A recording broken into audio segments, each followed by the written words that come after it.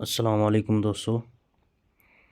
इससे पिछले वाले वीडियो में हम लोगों ने चर्चा किया था कि क्वेश्चन का पैटर्न क्या होगा और क्या क्या क्वेश्चन पूछा जाएगा 1 to 5 6 to 8 9 10 11 12 के लिए। दोस्तों, इस वीडियो में हम बात करने वाले हैं कि क्वेश्चन में किस किस तरह के क्वेश्चन आएंगे, कितने क्वेश्चन आएंगे। जैसे यहाँ पे 1 to 5 6 to 8 9 10 11 12 के लिए जो दिया हुआ है, भाग 1 में भाषा, भाग 2 में सामान्य अध्ययन, भाग 3 में सामान्य विषय और 6 to 8 और से लेकर 11 12 के लिए दिया हुआ है भाग 3 में संबंधित विषय। तो इनके लिए तो स्पष्ट है कि संबंधित विषय, जो कि ऊपर में पिछले वीडियो में हमने बताया था, उन विषय से सवाल आएगा। भाग 1 और भाग 2 जो कि सबके लिए कॉमन है। भाग 1 में भाषा है और भाषा में इंग्लिश सबके लिए होगा। अंग्रेजी 8 या 10 नंबर का पूछा जाएगा सबके लिए, और बाकी उर्दू वालों के लिए उर्दू, हिंदी वालों के लिए हिंदी और बांग्ला वालों के लिए बांग्ला 20 या 22 नंबर का भाषा यानी भाग 1 में पूछा जाएगा। उसके बाद भाग 2 सामान्य अध्ययन का है। इसमें जीके जीएस वगैरह पूछा जाएगा, सामान्य मैथ वगैरह हो गया, रीजनिंग सामान्य अध्ययन के अंतर्गत सबको पूछा जाएगा। 30 नंबर और 40 नंबर इस तरह से। बाकी 5 क्लास के लिए सामान्य विषय से संबंधित सारे क्वेश्चन पूछे जाएंगे 80 नंबर का, और बाकी 6 to 8 से लेके 11 12 तक के लिए संबंधित विषय, जिनकी जिस विषय में बहाली हुई है उससे संबंधित 80 नंबर का प्रश्न पूछा जाएगा। इस बात पे चर्चा हमने पिछले वीडियो में भी किया था, लेकिन दोस्तों वीडियो में आगे बने रहिएगा।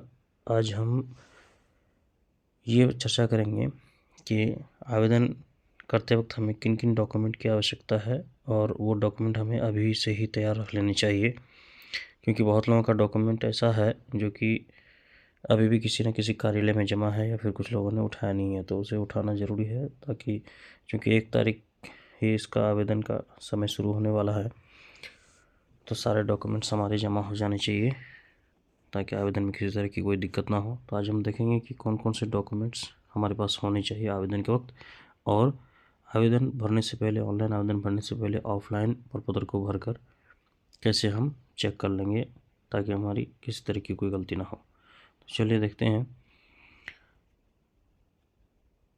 हम जो आवेदन का ऑनलाइन करेंगे, ऑनलाइन करने से पहले ऑफलाइन फॉर्म को प्रिंट करके उसमें अच्छी तरह से फॉर्म को भर लेंगे और डिटेल्स को देख लेंगे, उसके बाद ही ऑनलाइन फॉर्म भरेंगे।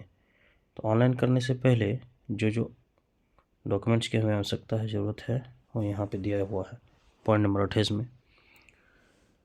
मैट्रिक का प्रमाण पत्र एवं अंक पत्र, सर्टिफिकेट और मार्कशीट, इंटर का सर्टिफिकेट, मार्कशीट, स्नातक का सर्टिफिकेट और मार्कशीट, स्नातकोत्तर यानी अगर कोई एमए है तो उसका मार्कशीट और सर्टिफिकेट। उसके अलावा ट्रेनिंग का बीएड, डीएलएड, बीलीड, बीटीटी, उसके बाद शैक्षणिक प्रमाण पत्र का अंक पत्र और सर्टिफिकेट, जो जिस नाम से भी ट्रेनिंग है। उसके बाद आरक्षित श्रेणी के आवेदकों के लिए सक्षम प्राधिकार द्वारा निर्गत जाति प्रमाण पत्र। यहाँ पे दोस्तों जाति प्रमाण पत्र की आवश्यकता है, इसलिए नॉन क्रीमी लेयर के लिए की ज़रूरत नहीं है। बगैर नॉन क्रीमी लेयर का ही जो जाति बना हुआ है उसी से काम चल जाएगा। उसके बाद आधार कार्ड, टीईटी, सीटीईटी और एसटीईटी उत्तीर्णता प्रमाण पत्र, कोई जो भी है आपके पास। उसके बाद नियोजन इकाई द्वारा जारी नियुक्ति पत्र, जो नियोजन के वक्त दिया गया था, और अगर कोई दिव्यांग हैं तो उनके लिए दिव्यांगता का प्रमाण पत्र देना होगा। ये सारे डॉक्यूमेंट्स लगेंगे, और डॉक्यूमेंट्स के साथ साथ मार्कशीट और सर्टिफिकेट के साथ साथ ये सारे डॉक्यूमेंट्स हो गए आपके। डॉक्यूमेंट्स के साथ साथ फ़ोटो और सिग्नेचर भी अपलोड करना होगा, और जिसकी डिटेल्स यहाँ पे दी हुई है, जो कि आवेदन करते वक्त आप अच्छी तरह से उसको देख लेंगे, ठीक, जिसमें साइज़ वगैरह सब कुछ मेंशन किया हुआ। जब आप ऑनलाइन करेंगे किसी साइबर कैफ़े में तो ये सारा चीज़ वहाँ पे हो जाएगा। ऑनलाइन करने से पहले ऑफलाइन फॉर्म को प्रिंट कर लेंगे। प्रिंट करने के बाद उसमें जो भी डिटेल्स है उसको अच्छी तरह से भर लेंगे। उसके बाद ऑनलाइन करेंगे। तो चलिए सबसे पहले हम फॉर्म देख लेते हैं जो प्रपत्र BSB के द्वारा जारी किया गया है। इस फॉर्म में दिया हुआ है, इसको ऑफलाइन भर के सिर्फ देखना है, इसको कहीं जमा करने की ज़रूरत नहीं है। सबसे पहले करंट पोस्टेड डिस्ट्रिक्ट, माने जिस कौन से ज़िले में आपकी पोस्टिंग है उसको देना है। टाइप ऑफ टीचर में 1 to 5, 6 to 8, 9, 10, 11, 12, physical teacher, librarian या फिर लाइब्रेरियन 11 से 12, जिसमें भी बहाली है वो देना है। जैसे बहुत लोगों की बहाली 1 to 5 में हुई है, लेकिन वो अभी 6 to 8 में भी स्कूल में है, जैसे मिडिल स्कूल में भी है, लेकिन बहाली उसकी 1 to 5 में हुई है, तो उसको 1 to 5 यहाँ पे सिलेक्ट करना होगा। टाइप ऑफ नियोजन यूनिट, यानी जिला परिषद, प्रखंड, पंचायत, नगर निगम, नगर परिषद, नगर पंचायत, कहाँ से उसकी बहाली हुई है वो यहाँ पे उसको टिक करना होगा। नेम ऑफ नियोजन यूनिट ऑफ करंट पोस्टिंग, यानी अभी जिस नियोजन इकाई में पोस्टिंग है उसका नाम देना है। 5वें नंबर पे नेम ऑफ करंट पोस्टिंग का स्कूल, कौन से स्कूल में पोस्टेड है। और 6ठा नंबर पे है डाइस कोड स्कूल का, जिस स्कूल में पोस्टिंग है। 7वें नंबर पे पहली पोस्टिंग कहाँ हुई थी उस नियोजन इकाई का नाम देना है। 8वें पे उस स्कूल का नाम देना है पहले पोस्टिंग का। 9वें में उस स्कूल का डाइस कोड देना है। 10वें नंबर पे नियोजन लेटर का नाम, नंबर और डेट देना है। 11वें नंबर पे टीचर्स नेम, यानी अपना नाम। 12वें नंबर पे टीचर्स आईडी, जो कि ई शिक्षा कोष में आपको मिल जाएगा।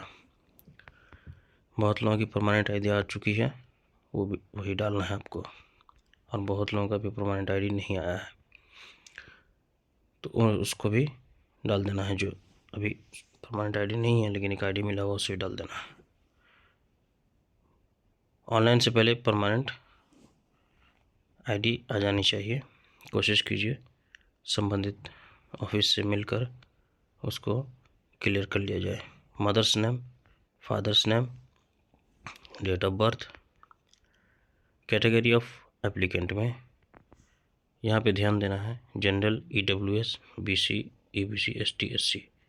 ऑनलाइन भरते वक्त EWS और EBC में गलती होती है, EBC की जगह में EWS और EWS की जगह में EBC हो जाता है, तो ध्यान देना है ऑनलाइन भरते वक्त, अच्छे से देख लेना है।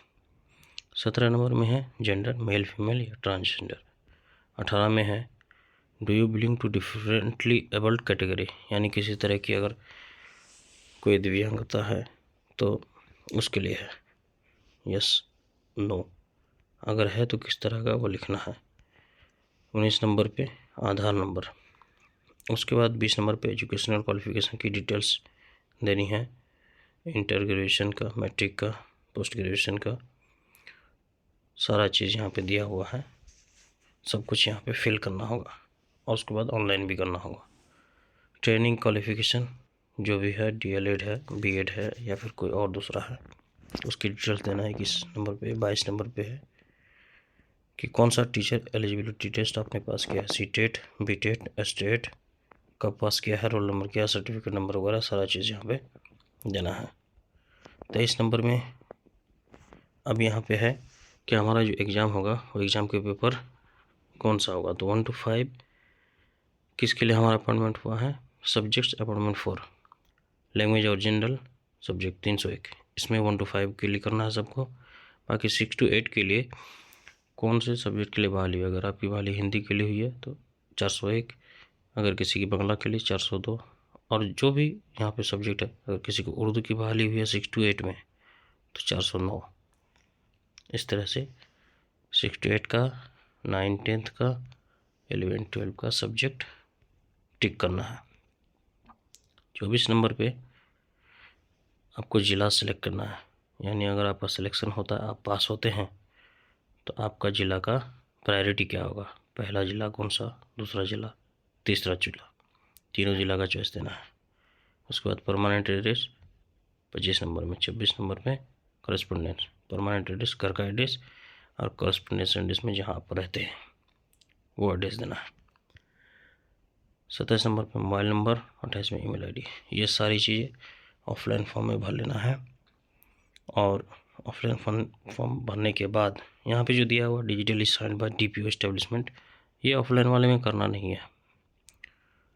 सिग्नेचर ऑफ कैंडिडेट ये भी नहीं करना है, इसकी ज़रूरत नहीं है। ये सिर्फ एक प्रैक्टिस के लिए दिया गया है कि इसको भर के आप सारी चीज़ें देख लेंगे और ऑनलाइन करने के लिए जिसको देंगे ये फॉर्म भर के दे देंगे ताकि सारे इन्फॉर्मेशन सामने में हो। और सबमिट करने से पहले सारे कुछ देखने के बाद, अच्छे से प्रीव्यू देखने के बाद सबका फॉर्म सारी चीज़ें सही है या गलत, अगर किस तरह की कोई गलती हो तो उसको एडिट करके अच्छे से सबमिट करना है। और पेमेंट कोशिश कीजिएगा कि अपने पेमेंट गेटवे से UPI के माध्यम से करें, क्योंकि उसके ट्रांजैक्शन का रिपोर्ट आपके पास रहेगा। वीडियो को देखने के लिए बहुत बहुत शुक्रिया। अगर इसमें किसी तरह का कोई सवाल हो तो कमेंट बॉक्स में ज़रूर लिखें और चैनल को सब्सक्राइब करें, नोटिफिकेशन बेल आइकन को भी प्रेस कर दें ताकि किसी तरह की कोई वीडियो अपलोड करें तो आप तक समय पर पहुंच जाए। शुक्रिया।